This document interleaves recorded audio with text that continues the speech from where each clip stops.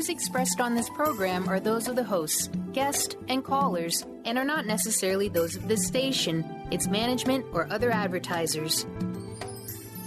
You're listening to Transformation Talk Radio.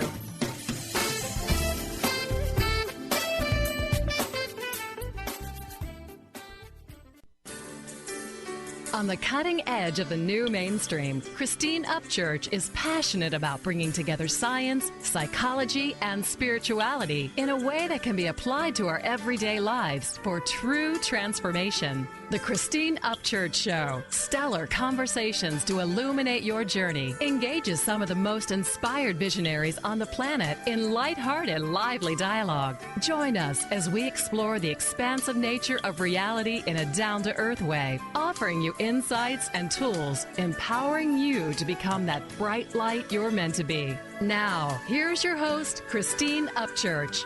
Hello, everybody. Welcome to the Christine Upchurch Show, where we have stellar conversations to illuminate your journey. I'm talking to you today from cloudy Seattle here at Hubbard Radio on KKNW AM 1150.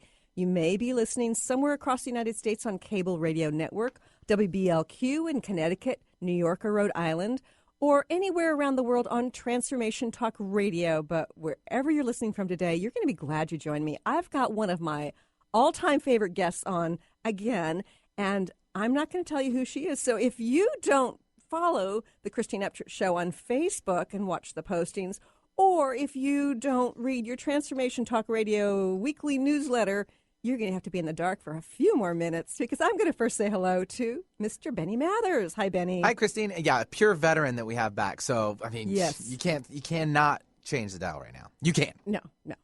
And you know, I love the fact that she's got the scientific background, the artistic background, and she's an expert in so many areas that it's fascinating to talk to her. And we're going to be having a conversation that's of a different sort today, so I'm really excited. Where the winding road will take us. Yes, indeed. And the person I'm talking about is Leanne Vanier. She is an international award-winning artist, an engineer, get that, artist and engineer, an expert in the field of the science of color and light. She lectures at major medical centers, Mensa, and other places. She combines her art with her past careers, interesting combination, as a mechanical engineer and acupuncturist to teach medical doctors, executives, and lay people alike about the latest scientific research for optimizing health, creativity, and productivity using color, light, art, and flow state, which is the topic today. I'd like to welcome our guest today, Leanne Vanier. Hi, Leanne. Hi, Christine. Thanks for having me. I'm really excited to be here again. It's always great to have you because, you know, the thing I really appreciate about you is you've used like every corner of your brain in various ways. You're not like right-brained or left-brained. You've done it all. And could you share with our listeners a little bit about your journey and how you've come to the realization about flow state? And then we'll get into what flow state is. Oh, okay. You want the digest condensed version? Okay, basically, my background in little sound bites is I went from being a very left-brained mechanical engineer, not very happy, not feeling particularly fulfilled, having a lot of left-brain logical linear activity in my brain, just kind of because of the nature of that type of job and career, to transitioning dramatically over a number of years, and then I finally became a full-time professional artist 8 years ago. Fully integrating the right side of my brain, and then started teaching about all of the science of color and light at major medical centers, teaching medical doctors, that sort of thing, where then I started bringing in the left brain, which is actually where I feel most satisfied when I'm using both sides of the brain, the left and the right. That's true for most people. So then I started bringing in all the scientific research and using my left brain together with my right brain and finding that you can get into flow state, which is this optimal state of consciousness, and apply it in all of your left brain activities, so business, whatever you're doing. Wow. So, you know, I have my own personal concepts of flow. How do you define flow state? Okay, well, the term flow is kind of a relatively new term. A lot of people know it as zone. the groove, if you're a musician. Right. There are all sorts of different names for it. It's basically an optimal state of consciousness where you feel and you perform your best. You lose all sense of time, and you have this sort of laser focus. You can power through whatever you're doing. You have all this clarity about what you're doing. You get all these insights. They just seem to come from nowhere. And you have an unlimited source of energy that you tap into. And the feeling is this feeling of transcendence. It's like total bliss when you're in that zone and you're channeling that energy. Yeah, and I think most people can relate to that, at least a few moments in their life, if not, on a regular basis. Yeah. Is it something that just happens to us, or can we do something to create it? Well, I was thinking about this a couple hours ago. Like, what's a good analogy for how we all have this ability within ourselves? And basically, we start off in life, we come out of the womb, and we basically are given this really high-performance sports car and this smooth, clear road in front of us, perfectly paved, no bumps in the road at all. So that's what we're given when we come into this world. And so we start driving down this road, and we're like, oh, this is great. Everything's all smooth sailing. And then we get to a point where we go to kindergarten, or we're given our first coloring book, and the teachers start telling us, it's like, okay, well, you get to color this coloring book, but we want you to stay within the lines. Mm-hmm. Okay, don't color outside the lines. And you're like, well, but it's way more fun to color outside the lines. Right. I want to color outside. No, you have to color inside the lines. And you're like, oh, okay, if that's what it takes for me to be loved and accepted, then I guess I'll color inside the lines. Right. So you start doing that, and then you stop following that smooth, clear road, and you start kind of going onto the gravel part of the road. And now it's not quite as effortless. It's a little bumpier because you're having to exert a lot of effort to stay within those lines. Uh-huh. Then we go to university, and we follow some path, where we're just in high school, and we're following some path or trajectory that society says, this is what you need to do to be able to earn a living, have a career, buy the stuff that you need, and right. Basically all the things that aren't that important. The shoulds that we've programmed, get programmed by. Yeah, exactly. So, and that takes us even further off the road, and now we're driving in a ditch next to the road. We're not even next to the road on the gravel, and we're like, God, this is like really. I'm exerting a lot of effort trying to drive through this ditch, and you can't even see the smooth road that you used to be on. It's like getting farther away from you. And then you get into your career and your job and that sort of thing. And if you don't go back onto that path, your smooth road, you go into the field. Now you're like driving through all these potholes and all this, and you're like, why is everything so challenging? But watch out for the cows. Yes. Yeah. But that smooth road is not very far away. It's like right next to us. Like it's really, really accessible. But so many of us stay driving in this bumpy field for so long. And every once in a while, we may have the experience of going back onto the smooth road when people do get into flow state naturally. And then you're like, oh, my God, that felt amazing. Right. And then you're like, yeah, but this other stuff, this bumpy stuff, is way more familiar to me. So I'm not gonna stay in this smooth road because I forget what that's like. So I'm gonna go back to this bumpy field because that's what's familiar. I've been doing it for so long. Right, and not only familiar, but it's almost like we don't trust that we can have our needs fulfilled if we stay in that flow state or visit it too often, right? Yeah, exactly, because we lose the ability to trust that we'll be taken care of and that we can tap into this limitless source of energy and information where all the answers are. Right. So we always know what's best for ourselves. We always have that information within ourselves. We often don't allow that to come to the surface. Yeah. Well, I know that I've definitely driven not only on the gravel, bumpy road, but I've been in the ditches and the fields, and I went into statistics, mathematics and statistics, and worked as a statistician for many years, and ultimately, got cancer and had to shift my life in terms of, realized, okay, I'm not going to heal out here in these potholes. I have to get myself back up towards that road. And it's been a great lesson, but it was a hard lesson. Yes. How do people shift before their life circumstances force them to do that? Well, like you, a lot of times that's what it takes. I mean, when I had my healing practice, I was also an acupuncturist. I spent about 20 years studying all kinds of alternative healing modalities, acupuncture and shiatsu, and I was working with cancer patients. And what you would see over and over again was that people would finally get this awakening when they had some kind of life-threatening illness, and or other people it would just be some kind of recurring illness or something that would kind of wake them up where they have to pay attention to it, and the pills are no longer working to suppress those symptoms. So you can have that awareness. I mean, a lot of people right now are in these jobs that they're finding unfulfilling. They're looking for ways to find fulfillment and satisfaction in their lives, but they don't realize that it just requires kind of getting back onto that smooth road and realizing that it's right there. It's really accessible. Yeah.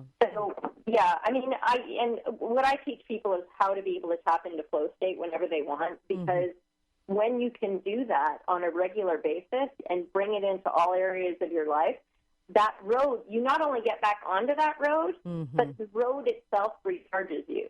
So you are driving along. You no longer have to be expending all this energy of your own. The road is giving you energy, so you're channeling this energy. Your car is using energy that's coming from this smooth road, and you just keep going and going. Yeah, that's a great point. And we're going to need to go to a quick break. But when we come back, Leanne, I'm going to want you to share with our listeners what steps they can take to get into that flow state. And we'll be back in a few moments here in the Christine Upchurch Show with Leanne Vanier.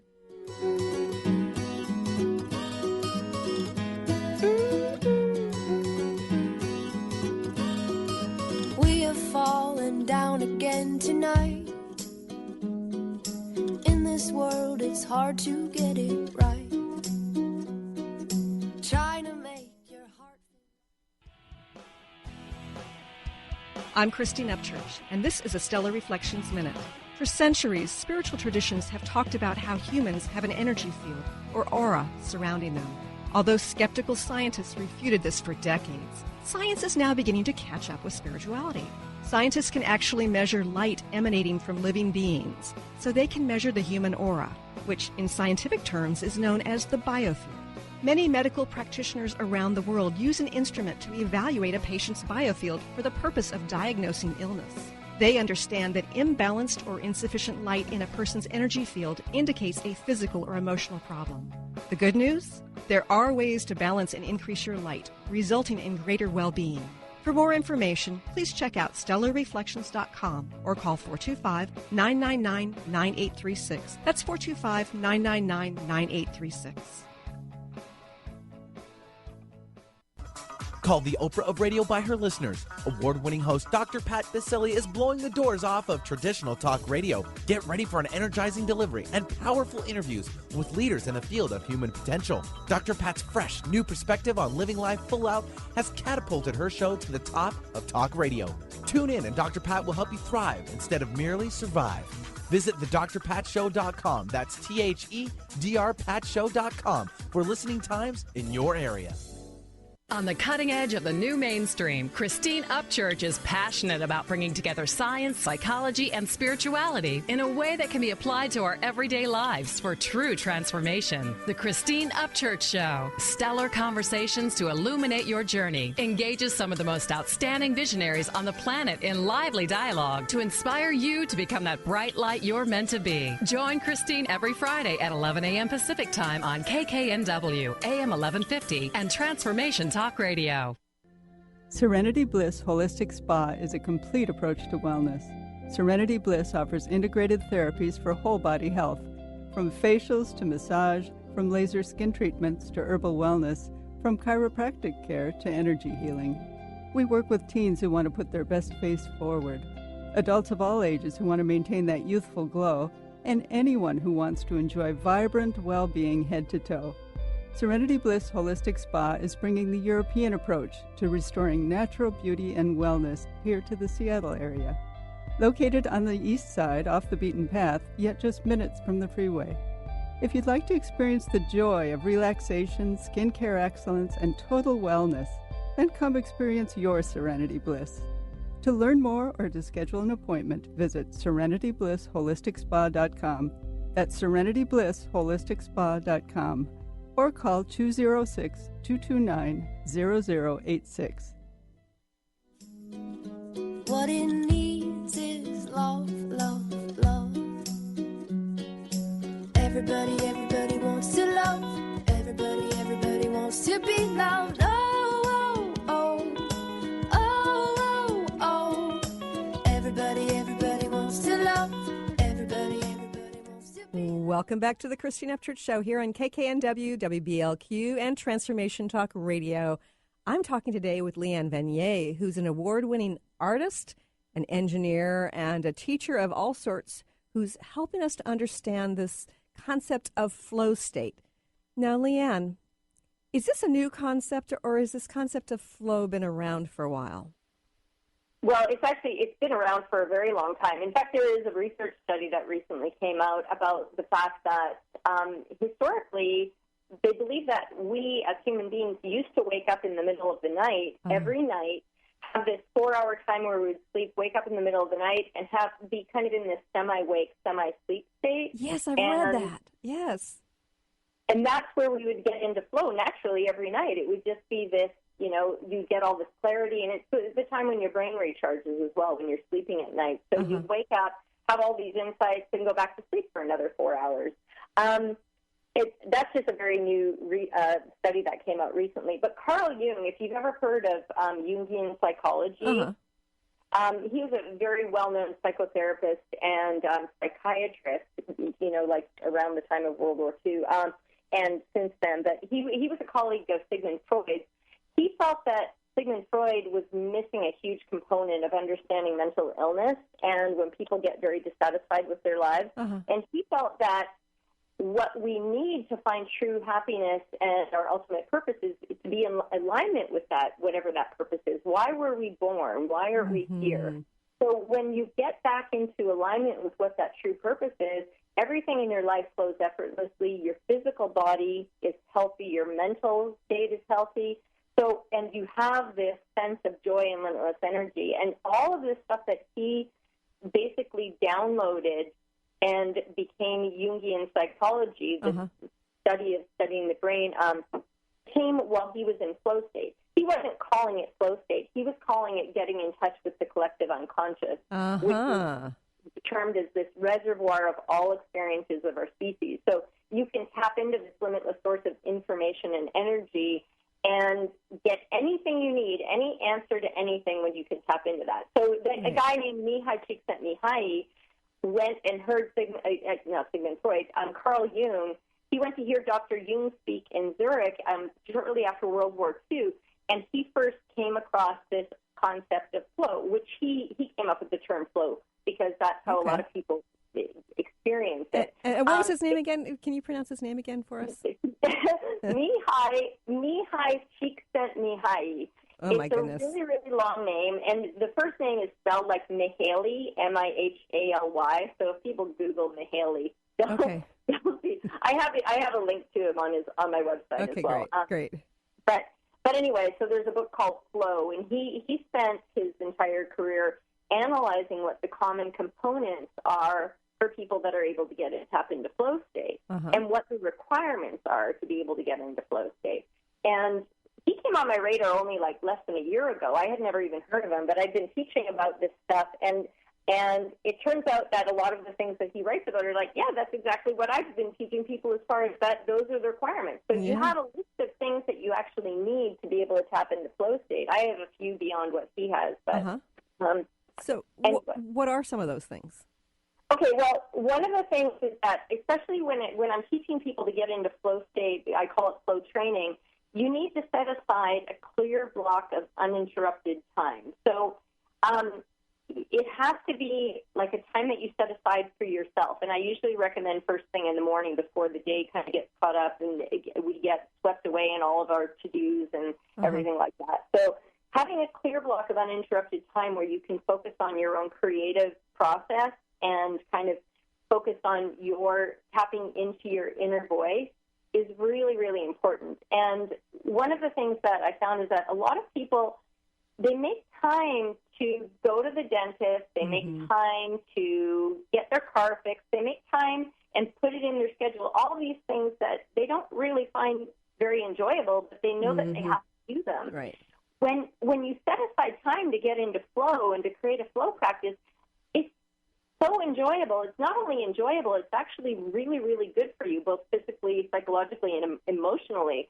So, but it's almost like we're conditioned to think, well, I can't do something that feels that good because I need to be working, I need to be earning money, I need to be, you know what I mean? Right, yeah. So anyway, so that's one of the really important things is like we need to set aside time for ourselves, and if we don't do that, then that's where disease starts to come from, dis-ease. Right. Well, you know, it's funny, Leanne, because I've always thought of that flow state as something that just sort of happens magically. And I mean, for instance, this week, you know, I'm writing a book right now, and it's about the energetics of change and the implications, and basically, I knew that there were that different people relate to the universe differently, you know, in terms of how their belief systems and how they interact with the process of change, and that affects the energetics, right? So I had come up with these you know, questions to sort of help direct people, you know, which approaches are going to be beneficial, which ones aren't. But I knew that I had to come up with some sort of categories, and so there I am in the bathtub, you know, the other morning, and all of a sudden I hear 5 categories. There are going to be 5 categories. And then, so it's like, okay. And then about 5 minutes later, you know, there I am just like in the warm water. And another one came, another piece of information came. And it's like, this is the analogy you're going to use. And then within 5 minutes, I had it all laid out. And so it's like my analytic mind had to wrap itself around it afterwards. And it's like, wow, this is really good. This is exactly what I needed, you know. But it all came in the bathtub. Yes. Yeah, and I found that myself, and I've taught people that also. Is like if you are feeling stuck at all or blocked, go near water. Go even like walking into your bathroom sometimes will unblock things, and you can get all these insights. Take a shower, take a bath. Something about water, it cleanses the energetic field, and it just kind of allows us to tap into these insights very, very automatically, and it'll be like, wow, I just walked into the bathroom, and all of a sudden I got this great idea, and then I have to okay, now I have to go run and write it down before I lose it. Right. Yeah, it's very inconvenient in the tub or in the shower. Yeah, well, so you can condition your mind to hang on to things, but sometimes they can be elusive when they come in those flashes. So when you train your brain, it's a lot easier to hold on to them, but in any case, bring a notepad with you. Or maybe some kind of waterproof tablet where you can just take notes. Right. I know that for kids they actually have these crayons you can use in the tub and in the shower. So maybe we need to keep those in the bathroom. They're actually really cool. Are they cool? You've never used them? You need to get some. They are very cool. So, well, I'm going to look that up. Yeah, waterproof crayons that actually work. I mean, wax by nature is waterproof, but you can't usually write with things when it's wet. And you need to be able to wash it off, too. That's the important piece, from my perspective, too, because I don't want my ideas from last year up on my shower walls. No, you don't. You certainly don't want to use a Sharpie. Yeah. So but I do really appreciate this notion of setting aside time for flow. So if you've set the time aside, what is it you do to sort of create that flow? Okay, so first of all, having the time set aside, and it only has to be like 2 to 3 times a week. The more often you do it, the more quickly you'll train your brain. I can talk about the Harvard study about actually changing your brain matter. But another thing that is very helpful is having some kind of deadline or sense of urgency. It has to be something that matters to you. I personally, and it has to be challenging. I often will set, because I've worked for myself for so long, and to have that discipline of, having work hours. So I create self-imposed deadlines. So even if I don't have a deadline for something, I'll be like, I am going to finish this project by noon tomorrow or whatever. So, Leanne, I'm trying to understand something, because this seems kind of counterintuitive to me. You're setting deadlines. You're creating some sort of restriction when you want to get yourself into flow. Right. How does that work? It seems like those two things don't go hand in hand, do they? It actually, because it gives you a container to have, like, you need to have some kind of containment. Otherwise, there's like this vast open field in front of you, and you're like, I don't know where to begin.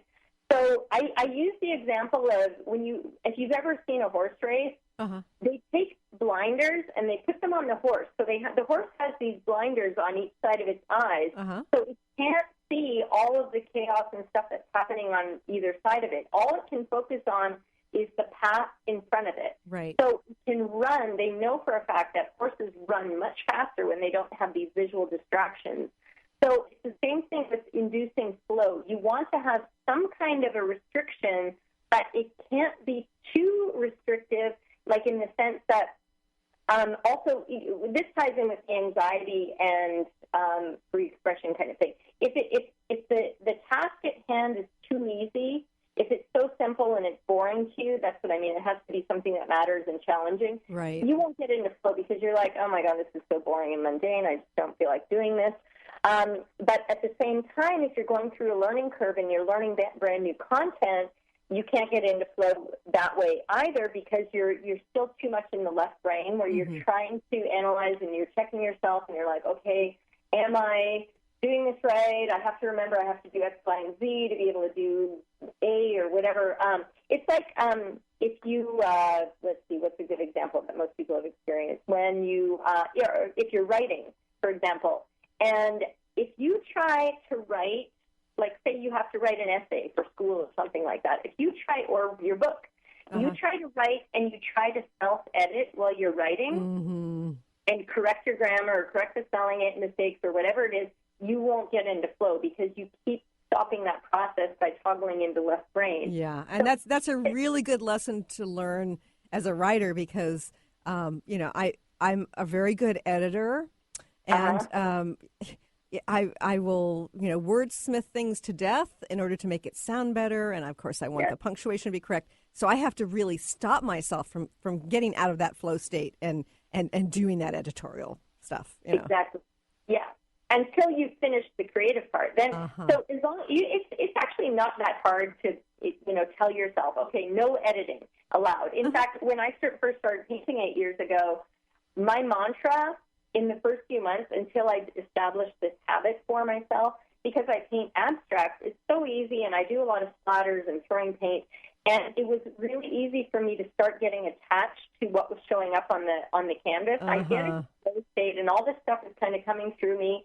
And then my left brain is like, oh, wow, that's looking really cool. Whatever is, like, coming through me and the way it's looking on the canvas is like, that's cool. And I kind of want to keep going in that direction. And then I'll do a splatter, and then some weird thing will happen, and I'm like, oh, darn, it's like that just ruined what I thought was happening.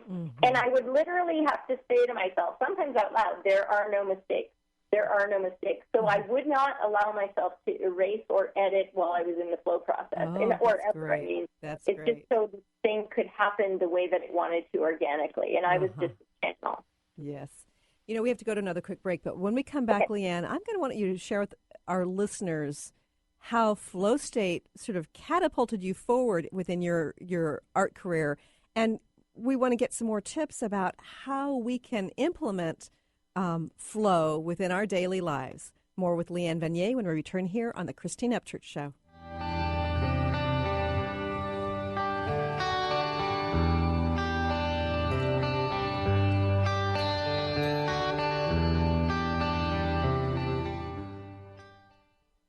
On the cutting edge of the new mainstream, Christine Upchurch is passionate about bringing together science, psychology, and spirituality in a way that can be applied to our everyday lives for true transformation. The Christine Upchurch Show, stellar conversations to illuminate your journey, engages some of the most outstanding visionaries on the planet in lively dialogue to inspire you to become that bright light you're meant to be. Join Christine every Friday at 11 a.m. Pacific Time on KKNW, AM 1150, and Transformation Talk Radio. Tune in to Lucid Planet Radio with Dr. Kelly Neff. This hit show will illuminate your senses and empower you beyond your daily stressors and hardships. Renowned psychologist and author Dr. Kelly will captivate you with far-reaching topics and amazing guests as you wake to the greatest version of yourself. Learn to tap into your intuitions, think critically about our world, heal emotional and psychological wounds, and follow your passions to live your dreams. The Lucid Planet. Welcome home. Visit lucidplanetradio.com for more information.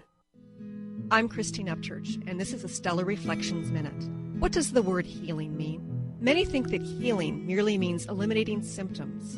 However, based on my many years as a healer, I have a much broader perspective on the word. Healing can manifest in a variety of ways, including having physical problems resolved, becoming more emotionally centered, experiencing better relationships, gaining greater clarity, and feeling more spiritually connected. True healing always includes some level of transformation. Whatever form healing takes, there is one commonality, an improvement in quality of life. To me, the highest form of healing goes beyond aligning with wellness. It comes from recognizing our soul's voice and allowing it to speak through us. And in that sense, don't we all yearn to heal into our wholeness? Please visit stellarreflections.com or call 425-999-9836. That's 425-999-9836.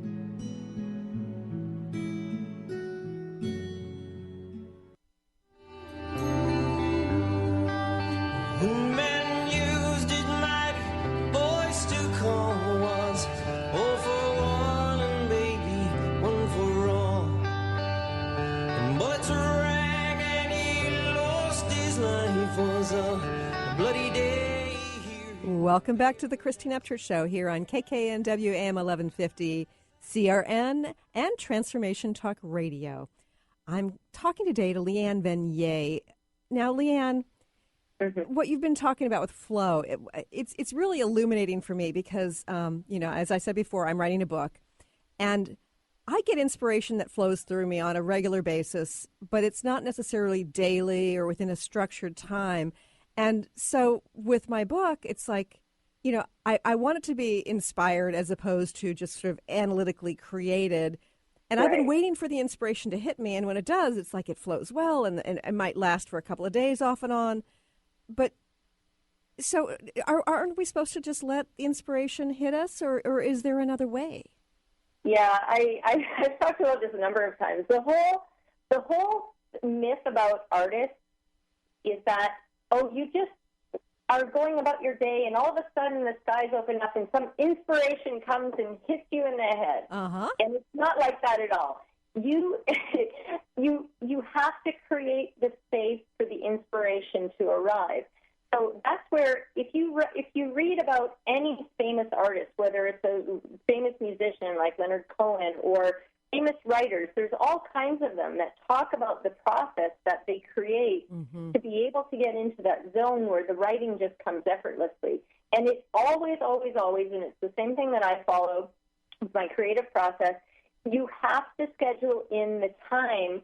You basically, I know writers that say, butt in chair. That's like the one rule to writing. The only way that you can be a good writer is to put your butt in the chair and do it. So for me, it was like butt in studio, like at bottom.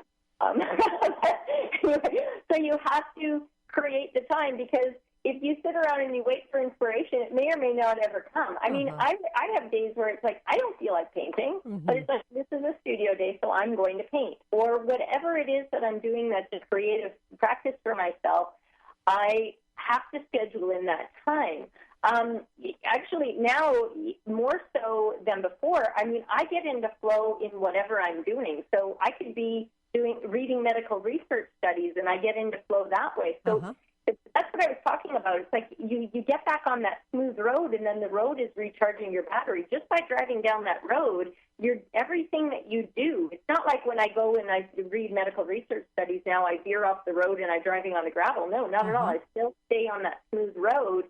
And even the stuff that you would never believe is like flow-inducing, like reading really dry medical research studies, which to me it's like they're fascinating, and I get all these big picture ideas, and I connect the dots, and I'm like, oh my God, this ties in with this research study they're doing over in Sweden, and it connects with the one they're doing in Australia, and they don't even know they're all doing this. So, but anyway, so basically, yes, you have to, when you're starting out, create a structure, and especially for trying to get a project done, like writing a book.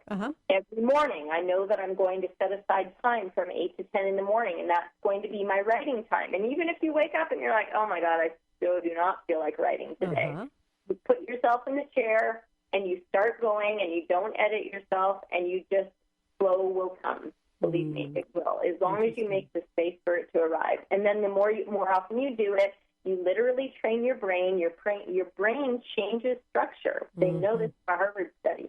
Your brain changes in that the areas that are associated with memory and learning get bigger. The areas that are associated with empathy, compassion, those get bigger. The areas that are associated with stress and anxiety literally get smaller. So you have, the benefits flow over into all areas of your life. But wow, yes, that's amazing. Structure. So that's why I always start with that point first. You have to create a dedicated flow practice, whatever that practice is. Okay. So can you share with our listeners how you went from mechanical engineer to artist? Okay. Okay. So I left. I was really unhappy as an engineer. I was getting sick all the time. I wasn't feeling fulfilled. I felt like that whole left brain, everything, there were so many rules. It was a very bureaucratic environment. I was working for Lockheed designing submarines. It was just very stifling for me. And I come from a background, I trained as a classical pianist as a child, and I was also always drawing and writing as a child and in early high school until I got onto this track where now you're going to go study engineering. But so for me, getting into flow was just part of my everyday life. That was kind of like a really great escape for me, and it was recharging. So it kind of balanced a lot of the other stress that was going on in my life at the time. And when I went into engineering and then, university and all that left brain stuff, and then working in this bureaucratic environment with lots of very left brain, linear, logical people that only think in black and white, I was getting sick. I was really, really unhappy. And I think I would literally make myself sick because that's the only way I could take days off work and feel okay about it instead of like a lot of people where they'd call in sick when they wanted a day off, because I'm like, no, I actually have to be sick if I'm going to use sick. Right, yeah. But anyway, so I got to a point where I was so sick. I was sick in bed for 10 days, and I made the decision, I have to do something about this because this is killing me. So I decided to leave my engineering career, and I sold everything, and I took my 2 cats, and we moved to Italy. And I didn't speak the language, and I knew almost nobody there. Wow. Not to say that that's the solution for everybody, but that's what it took for resetting myself. So, but how did you become an artist? Oh, okay, yes. So moving to Italy, I got back into that. I got into flow all the time. I was writing and drawing and studying alternative healing modalities, and I had my own business. I was working 30 to 40 hours a week getting all this stuff done. But I was tapping into that creative flow, so I had this limitless source of energy. I come back to Austin after 7 years, or I moved to Austin after 7 years. And that's when I went back to school for acupuncture and shiatsu. Had another period of like studying, learning, then healing, and all this outward energy, and I wasn't making time for a flow practice. I wasn't doing anything creative. I was just like working all the time and studying, and I loved the work that I was doing, and I loved working with my patients, but I was feeling more and more depleted. So I had a healing practice up in British Columbia, and when I moved back to Austin, and I decided to take a beginner painting class because I knew I was craving that right brain expression. So that's where it all started. I took a beginner painting class because I knew that I needed the structure to make myself create that flow habit twice a week. Right. So I took a class just to learn the mechanics of mixing paint. I couldn't get into flow in the class because the teacher was talking, and conversation will always pull you out of flow. Okay. So anyway, so I started painting abstracts at home, and then I showed those abstracts during this one-night exhibition we had at the end of the class. Got all this positive feedback, and these were the paintings that I was creating in flow state, in pure flow, that I just was tapping into because I was using the color energies that I needed. And you were a beginner. Yes, I was a total beginner. I had never painted before at all. But tapping into flow, I channeled something, and I was like, I'm like, yeah, these look kind of cool. But when I showed them, and all the art faculty at the local community college here where I was taking this class, they're like, oh my God, these are amazing. And I'm like, really? I'm like, and I'm like, they're my very first abstracts. I don't know. Like, and so I decide, okay, well, my intuition, because my intuition was talking to me loud and clear. I'm like, okay, you need to leave the one-on-one healing work and become a full-time artist. So I'm like, okay, I'll do that. A couple months later, I get a studio. And 2 months after I get a studio, I put up a website. And I have very little work on there, but I put up a website. And then 2 months later, I get contacted by this international curator in Italy inviting me to participate in this art show, this big international art exhibition called The Spirit in Art. And he specifically requests my very first paintings, which I named Synchronicity, which, if anybody knows what that term is, it's a Jungian term. So Carl Jung coined this term. It means meaningful coincidence. And anyway, so I'm like, perfect. This is really weird. Like, and all these people were seeing my paintings and having these really strong responses to the colors and the compositions, and some people would cry. And I'm like, they're just being nice. I can't. It just didn't make sense to me that people were having these strong responses to my paintings. And I'm like, I'm a beginner. I'm like, I don't know what I'm doing. I just get into this flow thing, and like the stuff shows up, and I didn't even feel like, I can't even take credit for these, because I feel like I'm putting my butt in the studio and something is doing me. Right. Anyway, that's where it all started. And your art is absolutely amazing. And can you share with our listeners what your website is so they can get on there and take a look for themselves? Okay, yeah. My website where all of my artwork is leannevenier.com. That's Leanne, V as in Victor, ENIER. And I have a second website, which I recently created specifically because of all the stuff about color, light, and art. I mean, color, light, and flow state. I split off into it. They're interconnected websites. But that, if people want to go and read all the requirements for getting into flow state, that's catalyticcolor.com. CATALYTICCOLOR.com. Yeah, like catalyzing color, because that's the foundation. I use color, and I teach in my flow workshops, my creative flow workshops. Color is a huge catalyst for getting into flow state. And I want to talk more about that, because I think that's really important and fascinating. But we have to go to another quick break. More with Leanne Venier in a few moments.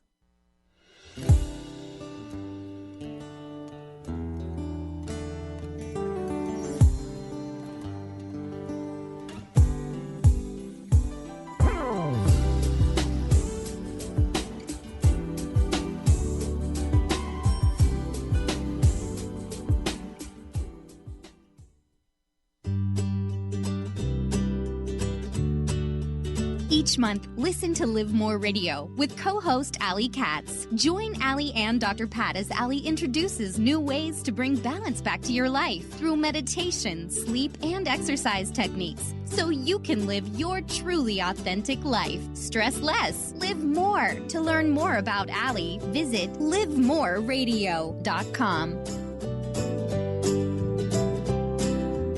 On the cutting edge of the new mainstream, Christine Upchurch is passionate about bringing together science, psychology, and spirituality in a way that can be applied to our everyday lives for true transformation. The Christine Upchurch Show, stellar conversations to illuminate your journey, engages some of the most outstanding visionaries on the planet in lively dialogue to inspire you to become that bright light you're meant to be. Join Christine every Friday at 11 a.m. Pacific Time on KKNW, AM 1150, and Transformation Talk Radio. I'm Christine Upchurch, and this is a Stellar Reflections Minute.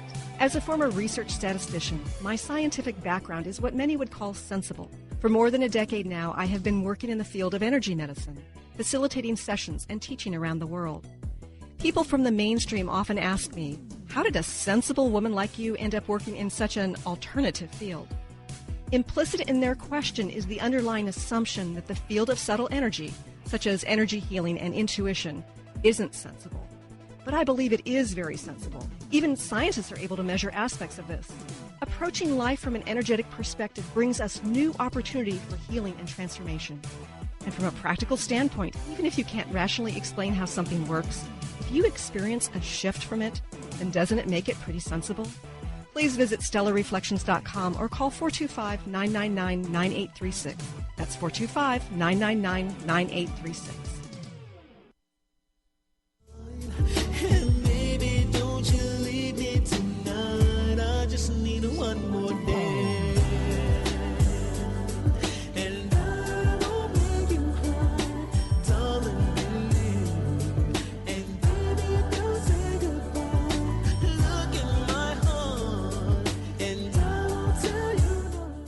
Welcome back to the Christine Upchurch Show here on KKNW, WBLQ, CRN, and Transformation Talk Radio. You know, Leanne, this hour is just flying by. I know, our conversations are always too short, you know. We need a 2 or 3 hour show here. I know, I agree. That'd be fun to manifest, actually. I'd like that. That would be great. See what I can do. Okay, that sounds good, Benny. So anyway, you were talking about the importance of color as it relates to flow state, and I'm both confused and fascinated by that. Okay. Okay, so the thing that I integrate in my Creative Flow workshops and training sessions, we're using color as a catalyst for getting into flow state. So all of the research that I found, and I was doing this spontaneously, but now there's all this supporting research that we actually use color. Our bodies use different color frequencies or wavelengths, depending on which term you want to use, to elicit different healing responses. They affect different cellular structures. So we can actually use that energy, that color energy, which is found in sunlight. So we evolved to live under sunlight, which has all the spectral colors in it. So you can use that color energy for inducing flow. And I discovered that spontaneously when I started painting, because those very first flow paintings, and ever since then, I just thought, well, what would it be like if I just, I'm really drawn to this indigo right now. I'm just going to mix up some of this indigo, and I'm like mixing it and staring at it, and I'm like putting in some red and making like it more violet, and I'm like, wow, I'm just like, my eyes can't get, it's like eye candy for my eyes. Mm-hmm. And by staring at this color that I needed, clearly, I just got into flow state. It catapulted me into flow state. And that's what I found is like every single time, if I use the colors or I surround myself with the color energies that I need, like in my office, I have, I use different coffee cups on different days, depending on what color energy I'm needing that day. I get that. You have things in your environment that bring in color that help get you into flow state. There's all sorts of ways that people can bring color into their environment. Instead of having drab, gray cubicle walls or wherever you happen to work, I mean, if you're in your writing space, if you put up color or have different color splotches on the wall or change your coffee cup, depending on what you're craving that particular day, that literally will help you get into flow state. It's funny for me when I think about this because I have a tendency to dress with some bright color on me, but in terms of my home environment, they're muted colors of various sorts. So it's like what I'm looking at and what I'm wearing are two different kinds of colors. Yeah, well, that's very common. Having certain colors in your home will often be very different from what you put on your physical body, because what you wear on your body is kind of like how you want to project yourself out to the world. Right. You may not, I love the color red. I don't wear it very often, though, because red is a very high energy color, and it's also very much an attention-getting color. Sure. And I'm kind of an introvert, so I don't necessarily want to be attracting a lot of energy when I'm out, but I love having red in my home. Okay, you're right. So whatever you want to project outwards, and maybe like I'm feeling like I want to wear blue today, this is making me feel really good, and that's how I want to project myself out into the world. Other days I will wear red. I'm like feeling supercharged. I want to talk to a whole bunch of people. So the muted colors in your home, did you choose those? Or I did. I did. They're blue greens, green blues, and I've also got like dusty, deep purple. Okay, so you are kind of going with the more sedating, calming colors in your home environment. Do you work from home? I mean, besides when you're doing... Well, I do sessions out of the home, and then I do writing and things relating to my workshop preparation from my home. So it's sort of a mix. Okay, and what do you tend to wear on your body? What color? Oh, gosh, purple, royal blue, teal, and black. Okay, yeah. Okay, well, black is a different thing. We can talk about that if we have time. But so you're still drawn to those more. They're still lower energy colors as far as not sedating. They calm you down. They keep your energy at an even keel. So you're still wearing them on your body, but you're wearing a higher, like more concentrated version of them. Yes, and less muddied, sort of purer color.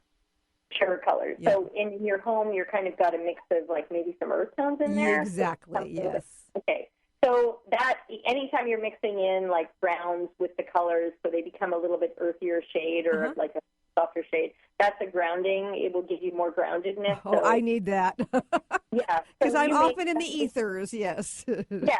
So, I mean, and violet and indigo are colors that naturally bring up your vibration because they correspond in the chakra system to the third eye and the crown chakra, and both of those are like tapping into intuition, and violet is like visionary state, so you're in this expanded state of consciousness. Right. So if you're mixing in some brown, it's going to balance that and kind of like bring you back down to earth, so your feet aren't floating above the clouds. Yeah.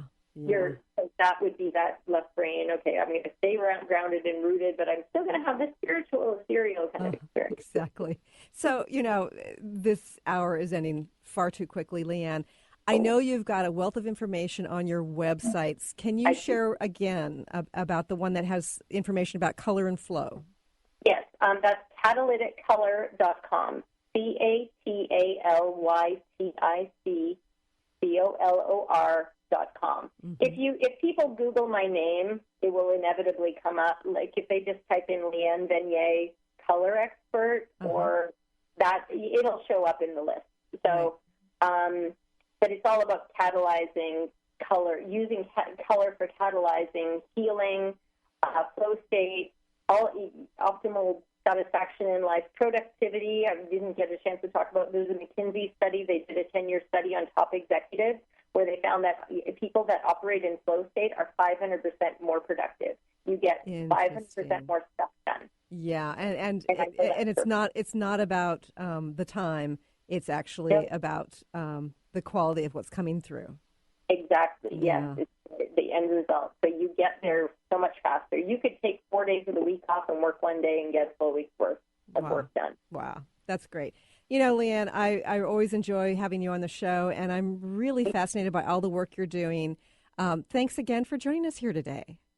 Thank you, Christine. I loved it. It was great. Great. And again, it's leannevenier.com and Catalytic Color, or what is it again? Catalyticcolor.com. Okay, wonderful. Thank you. And for those of you who are in the Seattle area, I've got an exciting announcement. There is an open house at the place where Peggy Snow and I do sessions. It's called Serenity Bliss Holistic Spa. It's listed on my website. And the open house is this Thursday, the 24th, from 5 to 7 p.m. We'll have snacks and beverages, and you'll have an opportunity to sort of pop onto my table, pop onto our massage table, maybe have a little healing work, and check out where we work. So if you're interested, again, go to stellarreflections.com, and you'll find your way to the page about directions, and come to Serenity Bliss Holistic Spa in Woodinville. It's very near the 522 freeway, not too far away from 405. So please join us from 5 to 7 on the 24th. Also, for those of you who are light workers, for those of you who want to help people to shift quickly, on October 24th and 25th, I'm offering a 111 activation training seminar. We've got people coming in from various places in the world to learn how to facilitate the 111 activation, which is a hands-off, energetic approach to help change a person's vibrational field, to help change the patterns in their life. People have amazing experiences after their 111 activation, and you can learn in just 2 days how to facilitate this for friends, family, and clients. Anyway, thanks a lot for joining us here today. It's always a pleasure talking to you wherever you are in the world. Bye, everybody. You've been listening to the Christine Upchurch Show, stellar conversations to illuminate your journey. Each week, this show engages some of the most outstanding visionaries on the planet in lively dialogue to inspire you to become that bright light you're meant to be. Join Christine every Friday at 11 a.m. Pacific Time on KKNW, AM 1150, and TransformationTalkRadio.com. For more information about the transformative healing work of Christine, visit www.stellarreflections.com. And for weekly topics, visit www.transformationtalkradio.com.